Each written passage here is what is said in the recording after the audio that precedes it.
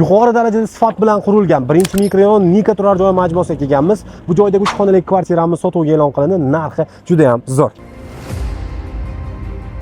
O'zi ikkinchi qavatda, lekin aytib o'tib ketay, liftdan ham muammo yo'q. Ko'rib turibsiz, kvartiramiz 77 kvadrat metr maydonni o'z ichiga oladi. Planirovka esa super, skvoznak ikki tomonga o'ynalib qaragan.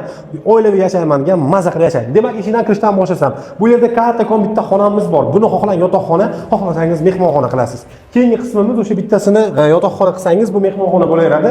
Kamiga buni alohida o'zini balkoni ham mavjud. Balkonimiz ham keng katta qilib planirovka qilingan. Uyimizni sanozilga keladigan bo'lsak, sanozil uchun ham alohida kattagina joy ajratilgan. Ikkitasi alohida qilingan hisoblanadi.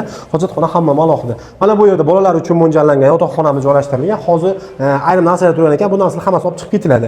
Bu esa uyimizning oshxonasi. Gazdan umuman muammo yo'q. Abonent raqamlarigacha bor. Va bu tomonda ham alohida o'zini balkonlarga ega bolalar maydonchasi, parkovka, o'zi umuman olganda birinchi mikrorayonning yaxshi novostroykasi hisoblanadi.